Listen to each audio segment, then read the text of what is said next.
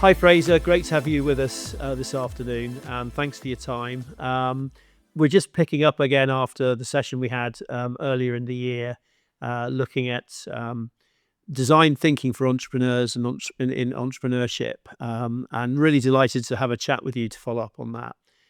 Let's start by just saying, tell us about what you do and why you do it, basically.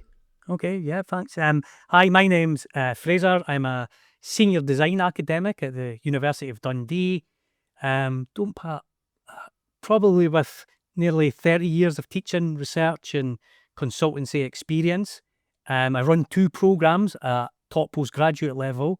So my teaching spans product design and business management programs, all with a particular focus on design for social innovation, design thinking, and service design.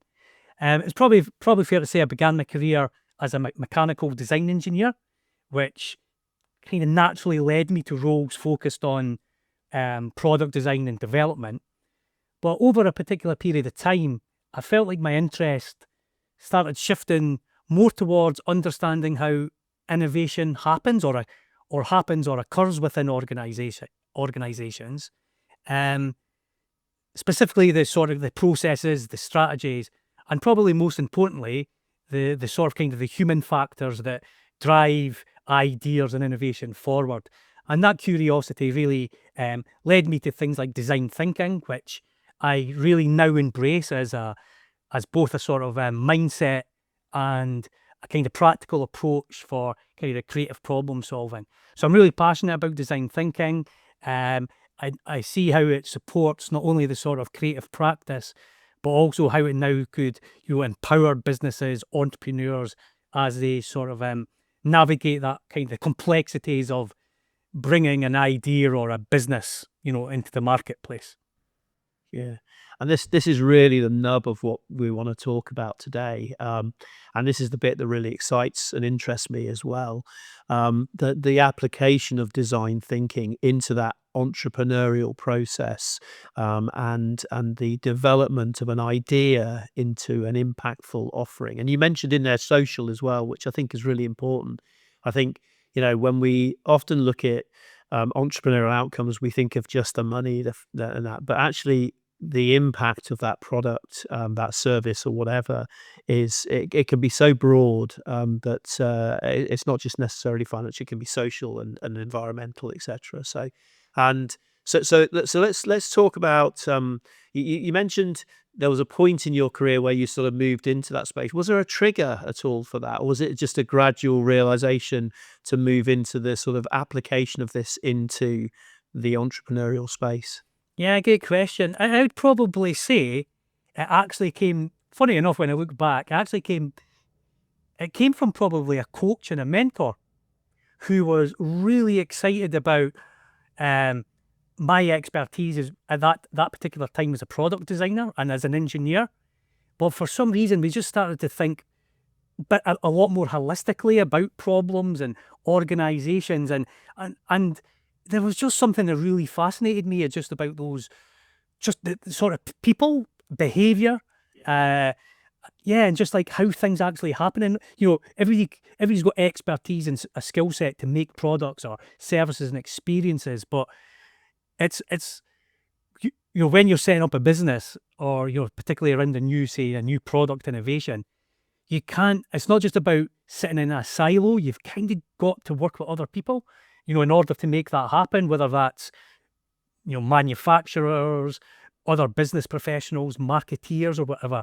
So there's a sense that I just really got fascinated about the complexity of it all. Actually excited me. That probably terrifies a lot of people, but I think just over the years with that sort of experience, there was just something that really fascinated me about people's behaviour and that sort of kind of complexity of the situation and how you actually bring that all together to actually move it forward. And I think some of the tools that you use, which we'll talk about a little bit later, unpicks that complexity quite substantially. So it breaks it down into steps and stages. But at the end of it, combining of those, the outcomes of those tools and those approaches, overlaying people's behaviors, as I say, will deliver something that is hopefully impactful, hopefully demanded or sought after by the market. So let's go back to that sort of start point where design thinking is first introduced to an entrepreneur in the work that you do, across the Centre for Entrepreneurship at Dundee, but also broadly across the faculty, etc. What are people surprised when they go, design thinking for entrepreneurs? It's like, well, where do we start? What's that first thing that you do when you start to work with somebody who's got, let's just say, got an idea? Where does it start? Well, I could probably even go back a stage further than that as well, Ross, and say that sometimes people don't even know what design thinking is, right? When you're in a room, so you perhaps could have like entrepreneurs in a room, and so in a way you've got to try and get across, the role and the value of design thinking, because it is slightly different from design practice. There are different kind of components that make it design thinking. So the first thing is really trying to set that up in terms of what does design thinking, what is it, what's its value, what's its impact. And I always like to do it in a sense that there's lots of probably different ways of doing that, but I think there's just something nice, not about falling back into a sort of kind of historical timeline of it all, but there's actually like really influential people who made it happen, design thinking happen over the years, that actually kind of brings in different dimensions of design thinking, whether that's about it being people-centered, whether it's about kind of, collaboration, methods, processes, wicked problems, whatever it might be. So I like to try and tell that story just to get people kind of immersed into what design thinking actually is. And again, I'd say, as I'm actually speaking, there's other things just kind of, buzzing away in my mind as well, that one of the key things as well is that design thinking is really successful at doing is using stories to convince people or to empower people to take action or to do things. So I think I always like to tell stories, so a bit of a storyteller as well, but I think that's a kind of core skill of design thinking. But then it's about trying to make that relationship between design thinking and kind of entrepreneurial activity. What is that relationship? What are the sort of, because you want to take people from where they are with setting up or supporting entrepreneurs, but then take them so they actually understand what could design thinking contribute to that. So without going into too much detail, because we'll probably pick it up, throughout the conversation, I think there's key things, there's key behaviors that stick out for me. I think one of the key ones for me is it's about building empathy. It's about working with like real people in like real environments. And that's fundamental, I think, to any entrepreneur who's setting up a business or support professionals who are supporting, an entrepreneur set up a new business. It's about, everything comes from a problem. I always think everything comes from a problem. Or identifying a need or an opportunity. And that's what design thinking's about, but that's ultimately what entrepreneurial behavior is about as well, which then leads to that marketplace, which then leads to that new product, that service or experience. So empathy is like a really big thing for me. And again, in order to build empathy, you really need to understand people, work with people. People should be central to your process at all times. And I think that's probably one of the sort of kind of key components that I always like to kind of start off on in terms of that that makes a lot of relationship, sense. Yeah, that makes that people, that interaction stuff makes a lot of sense, because often an entrepreneur will be thinking about a problem and thinking about an idea, and it'd be quite self-contained in the sense of, and indeed sometimes to the point where they want to keep it very secret, very confidential. But actually, unless you really get out there and understand that collaborative input, but then you're gonna design it for yourself effectively, not necessarily empathize with what the real problem is out there. So yeah, And interesting. I think that also, I think that's a great point, and I think the key thing to remember is that this process of bringing a new business online, into the environment or into the marketplace is it's messy, right? It's complex. it's ambiguous. It's hard, right? It's like really, really super hard. And, I think what design thinking kind of offers, it just offers that, offers a sort of kind of structured approach to these sort of things, but there's still a bit of flexibility in that as well. And I always say when I'm delivering sessions or working with people, I always say, one of the first things that you need to get comfortable at is being uncomfortable, because it's like a really uncomfortable process. It's messy. You go into loops. You're speaking to people that you find out that perhaps that's not the right person you should have been speaking to. So you're constantly going around in this sort of kind of loopy messiness.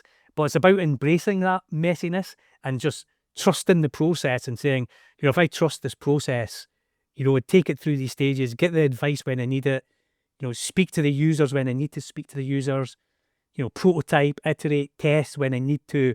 You're really moving through the stages in a sort of kind of with a winning formula as far as I'm concerned, There. So when you're back to the double diamond, there's this loopy mess of what's actually going on, okay?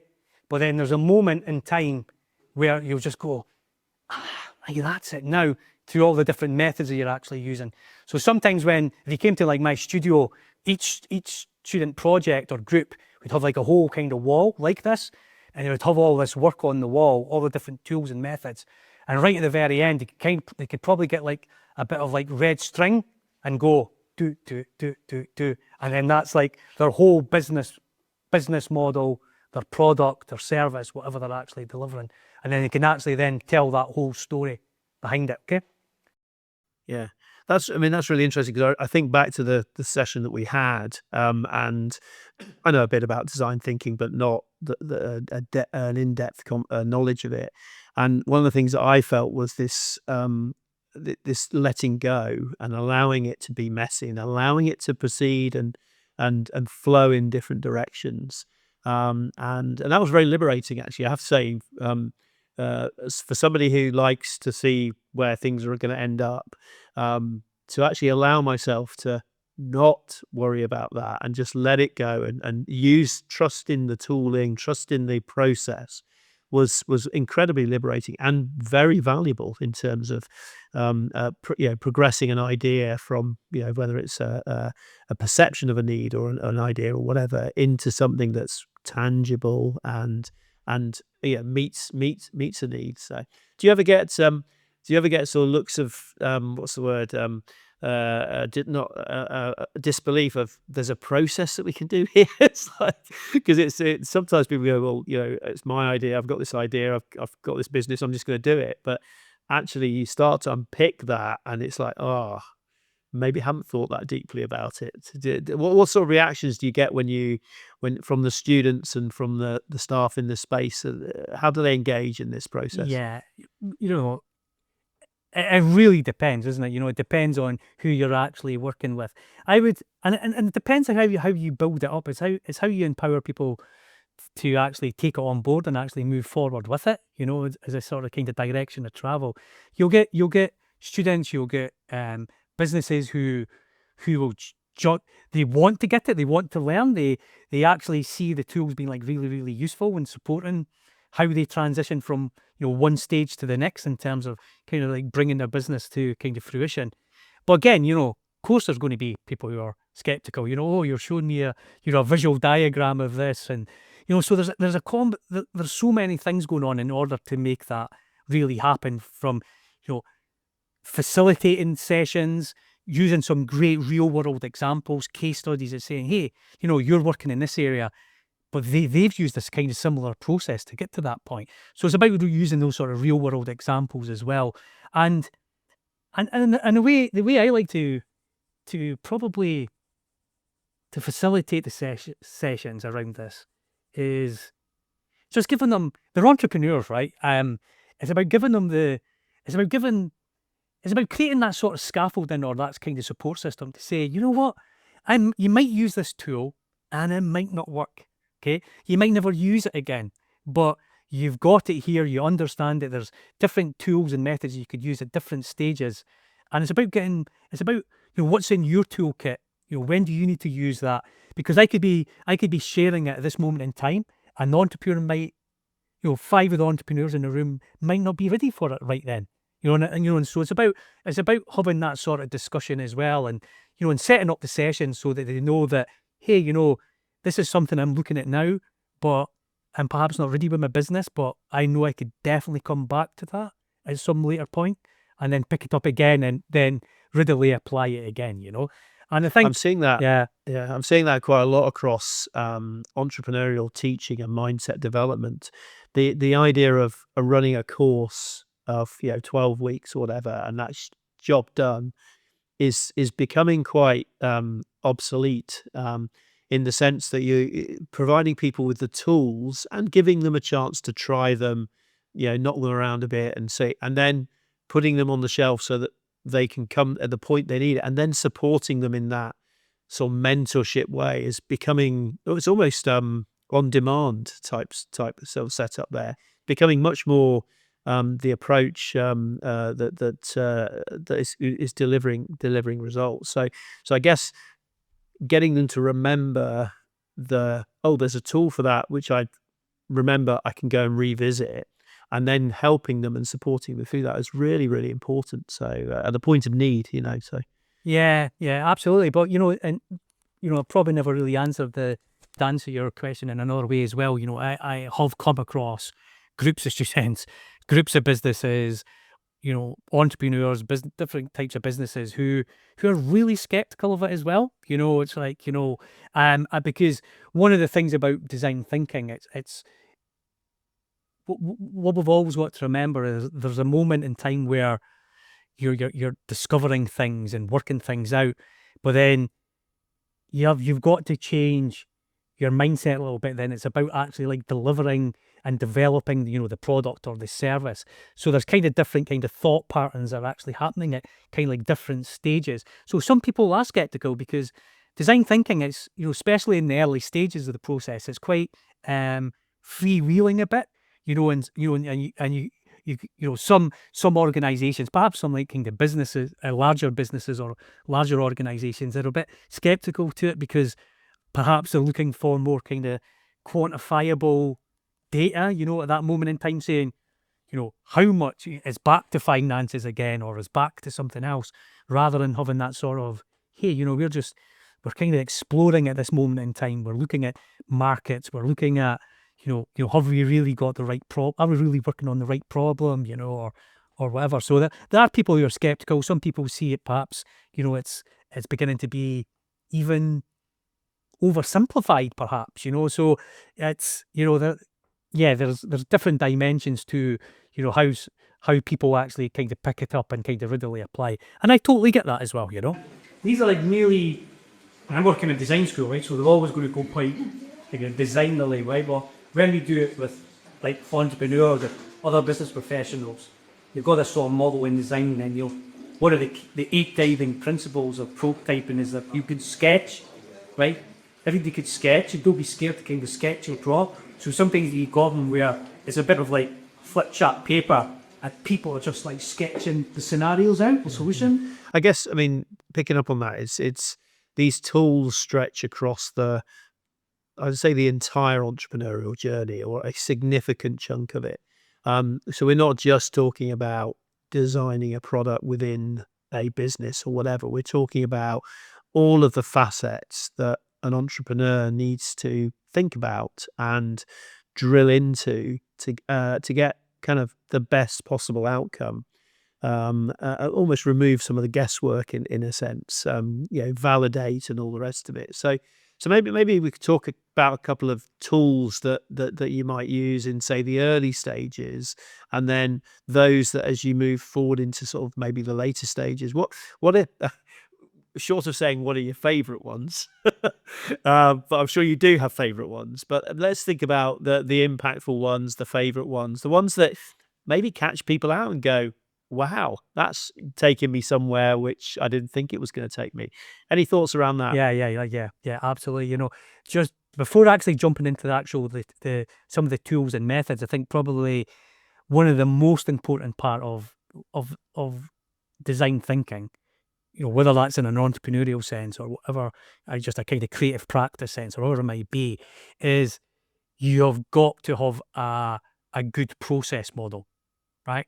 The process model comes before the methods themselves.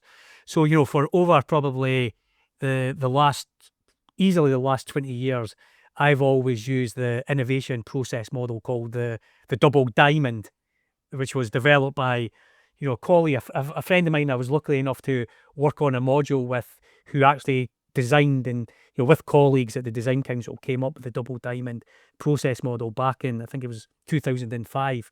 And that's the process model I've used for 20 years. And, it's a, some people just see it as a sort of visualization to perhaps to guide or to kind of or to describe that design process.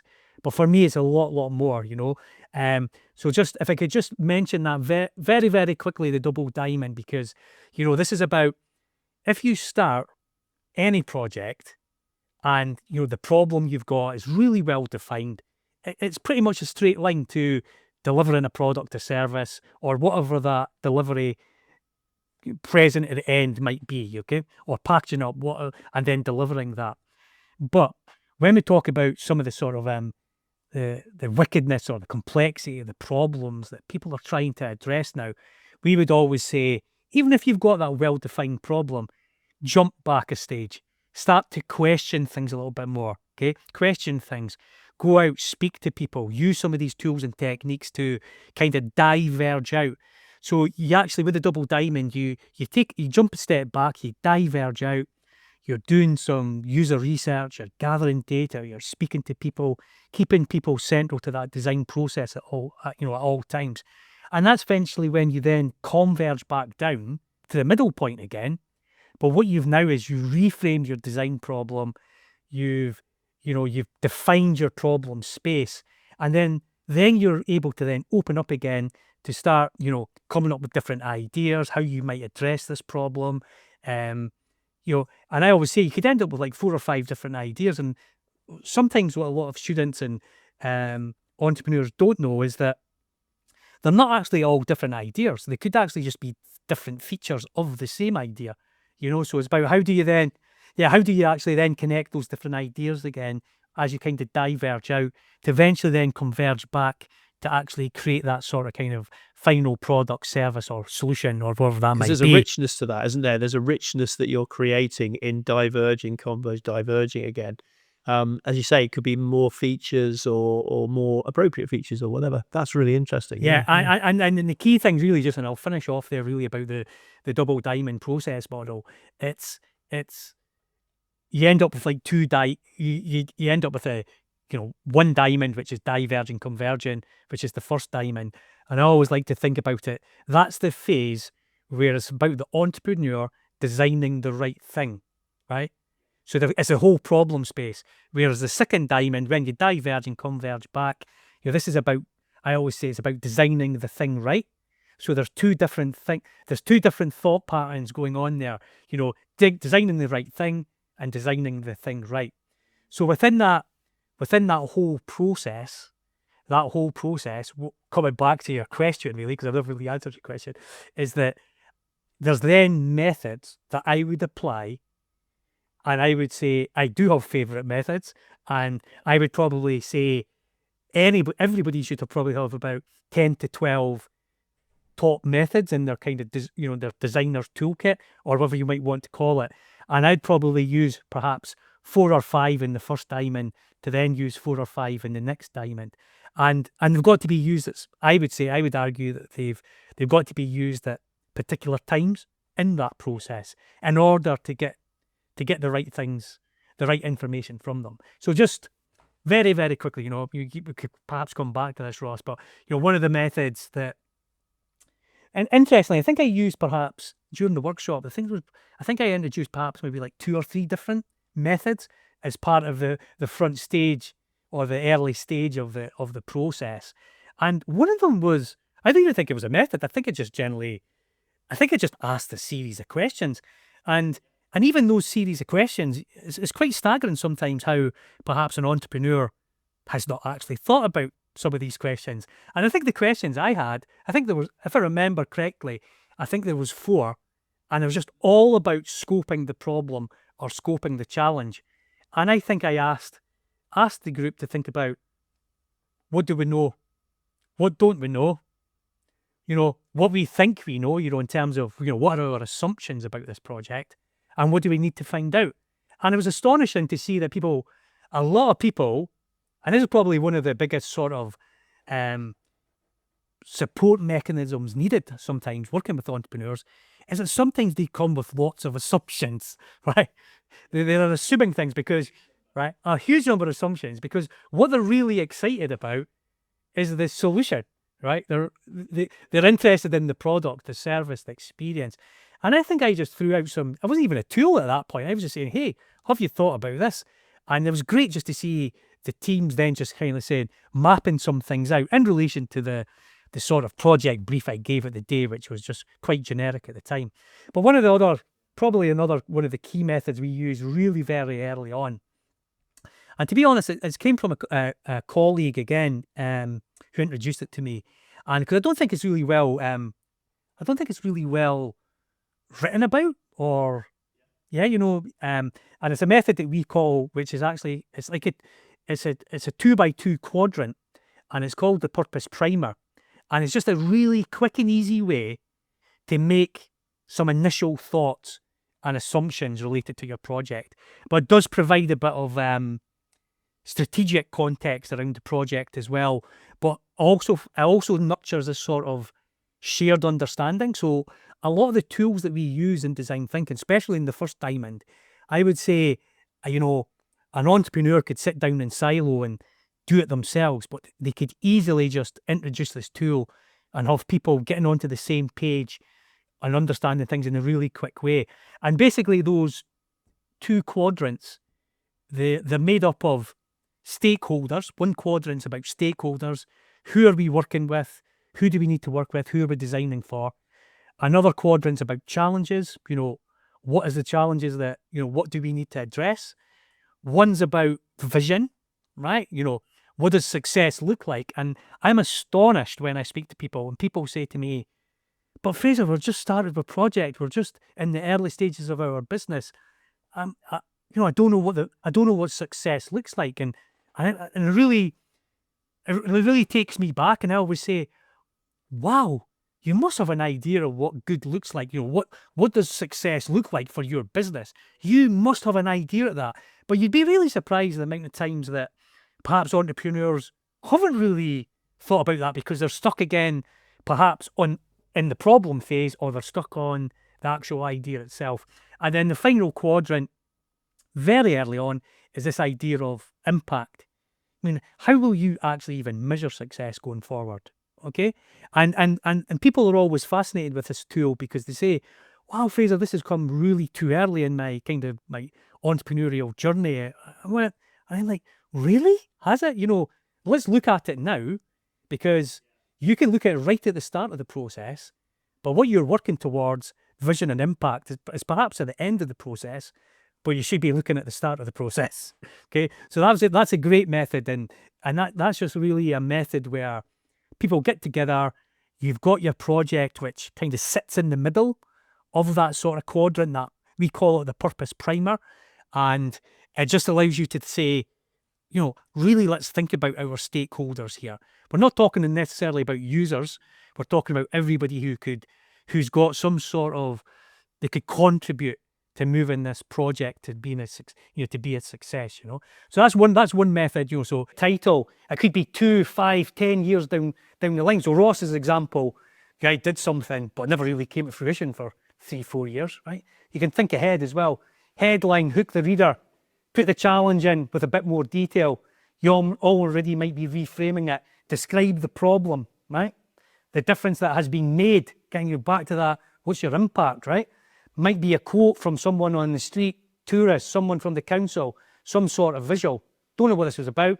You could probably read it there. I think they really got carried away and they started to have all these side headlines as well. Yeah. But you can see here, I don't know what this one's about. People design Dundee. Why Dundee is the new must-see city. So it's already like hooking you in that something's transformative's happening across the city. All fake stories, but it's like from week one. Okay. So get your problem, get your solution, get your impact, get your vision, They even brought in like a lovely little quote. I'm a 77-year-old and I really enjoy the new art around Dundee. So you're getting a sense of that creative and buzz from residents and tourists and stuff as well. So a great little technique as well. It's called cover story mock-up. That was really interesting. I remember doing both those tools actually, and this is one of those times when it started to sort of open and, in a sense, blow my mind slightly, because when you think about you're identifying the gaps and the lack of knowledge, the lack of questions, of asking of questions, which by definition drives collaboration and research and whatever, and it has to therefore by definition enrich the outcome. Um, and I think those very clever questions, simple, clever questions, and the quadrant, the purpose quadrant, it drives out that why thing as well, the why question behind why are we doing this exactly, for what reason? And it lays a sets your stage out basically very, very well. So I do remember both of those, and really impactful, really, really impactful. Yeah, and I like the way you described that as well, because it's sometimes the tools and the methods. You're absolutely spot on. I've never really said it as quite as clearly as you just said that. But there's something about, it's not about putting something down that you necessarily already know. It's about the unknown aspect of it. It's that sort of unknown unknowns kind of thing. Yeah, that's right. Yeah, Mr. Donald Rumsfeld. yeah. But Yeah. there's a sense in there that, and I think there's a key difference there as well, isn't it? That there's a difference between having like a really, really good insight about something, that other people don't know. It's not about putting stuff down on a board that, yeah, well, everybody kind of knows that, so it's that sort of the unknown things really quite is where the really added value actually comes, to be fair. And when you look at using those tools in that early stage, have you got examples where people have started here thinking they're going to get to here and ended up here? That sense, I mean, there must be loads. I mean, anything that brings it to life in terms of examples of students and staff diverging their thinking. Yeah, if this is what you're asking, Ross, I've got this. I always use this example, and it's quite funny in a sense, but there's a real kind of learning behind it. And it was a good few years ago now, a long, long time ago, and I remember it was master students, or I think it was master students, and we were running a project around designing crime. Okay. And it was a really interesting area. And so a lot of the students were working in groups, and they were going out and they were looking at lots of different types of crime around the city. It could have been anything from car fraud to violence on taxi ranks or whatever it was, right? But there was this one group who really got interested in children trespassing on railways, right? And it was a really interesting project. And I remember they started kind of like gathering a little bit of research, and then a couple of weeks later, I remember meeting up with the students for a tutorial, and they said to me, "Oh, Fraser, we've generated lots of great ideas for this." And I said, "Oh, that's interesting. What were some of your ideas?" And they said, "Okay, one of our ideas is we're going to." This is the funny part, and this has seriously happened. They actually said, We think a way to stop children trespassing on railways is that we're going to have electrified fencing all around the rail network in the UK. So you could probably imagine me. You could imagine me kind of rolling about on fits of giggles type stuff. But the real learning behind this, what then happened? I said, "Listen, we're not even at this idea stage," because I said, "I don't really think you really got any great user insights. I don't really think you've did any real user research. I think, I don't even know if you've got the right problem that you're trying to address." So to cut a long story short, what the students did, and they ended up with this like absolutely fantastic project. They went back, they started doing a lot more sort of kind of ethnographic studies, observational research, speaking to kind of key players in all this. And what they actually found was that it was absolutely nothing to do with children trespassing on railways. It was that children didn't want to go to school, right? There were certain groups of students, certain groups of pupils who were turning from children from school. They weren't going from school. So what they did was, in that sort of first double diamond phase of the project, they actually went back, completely redefined their brief, formulated their kind of problem statements, and they ended up getting into that second diamond phase where they started to develop a concept which was, I can't remember now in detail, but it was all to do with like an educational toolkit to help children and parents and teachers kind of come together, understand what was going on. And it was an absolutely excellent project, but it just shows you how sometimes if you don't if you don't go through the process in a sort of kind of flexible but structured way, using the tools, using thinking behind it, you could end up designing something that's not even for the right problem, you know? Yeah, in fact, it would cause more problems. Causes more problems. So again, this certainly Yeah. wasn't about the funny solutions that they came up with, because I had lots, I probably had 100 ideas. It was more about their problem wasn't right, okay?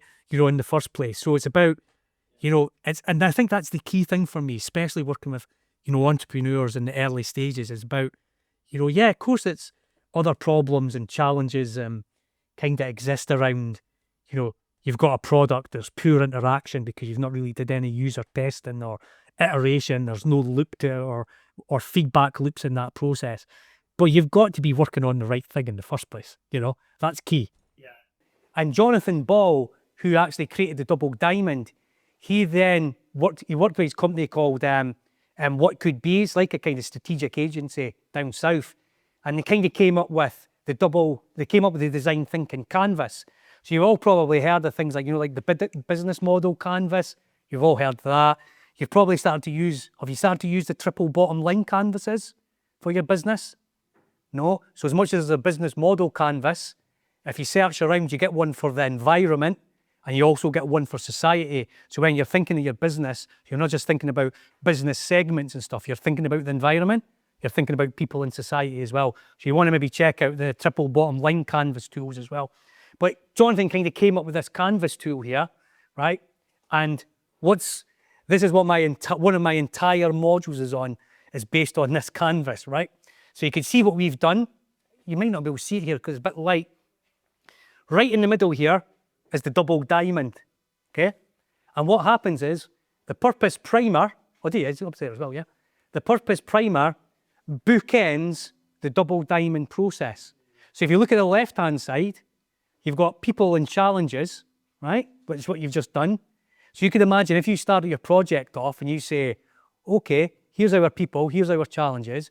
You bookend at the other side saying, this is our direction of travel to the vision and what the impact's going to be, but we're going to have to go through the double diamond process to get to all that, right? Then you're back into the kind of loopy messes again, actually getting to that sort of vision and impact. But again, I think it's a great little tool. I think Jonathan and his team, I think you could actually like buy them as, like a little kind of booklet. So Jonathan always tells a story when he goes to companies and he says, oh, we've got a problem, we've got this challenge, we're thinking about creating a product to do it. And he pulls it out, right, let's kind of, right, who's your stakeholders, who's your challenge? Just imagine doing that and sort of, it's quite a smart little idea. Instantly you're just talking to Brian or Chris or whoever about, your business challenges and stuff, okay? Yeah.